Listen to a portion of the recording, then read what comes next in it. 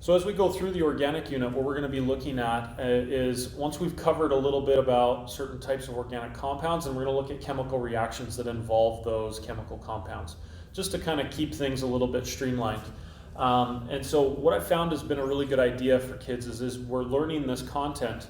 It's nice to, instead of having all these chemical reactions scattered throughout your notes, it's nice to have them in one central location. So what I would do is in your notebook, I would dedicate a page front and back to organic reactions. And as we review and go through these organic reactions, you can add them in and then you've got them all in one centralized location.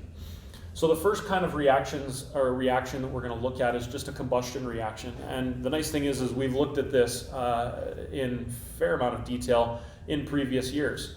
And so the first type of combustion reaction we have is a complete combustion. And this is the one you'd be familiar with.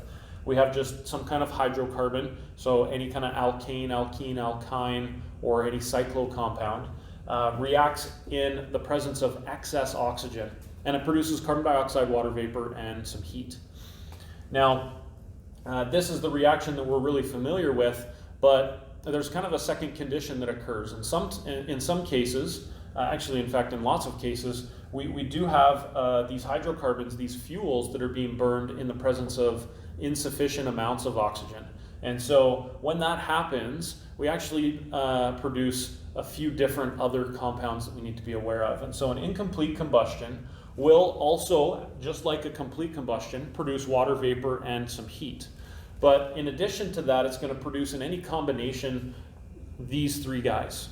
So we've got carbon solid, which is just soot. It's just like that really fine black stuff. We have carbon monoxide and carbon dioxide that could be produced.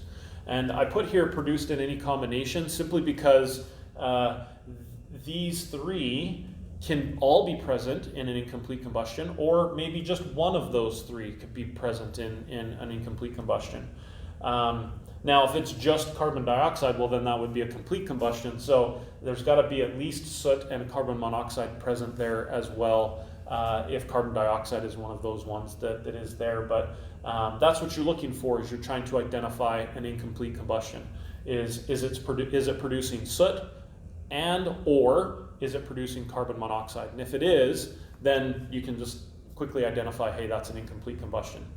You won't be asked to predict the products of an incomplete combustion, because there would be no really way for you to do that, but you should be able to identify, given a chemical reaction, that, hey, that's an incomplete combustion. So here's sort of the combustion templates for these, both complete and incomplete, and that's what you need to know. Thanks for watching, guys.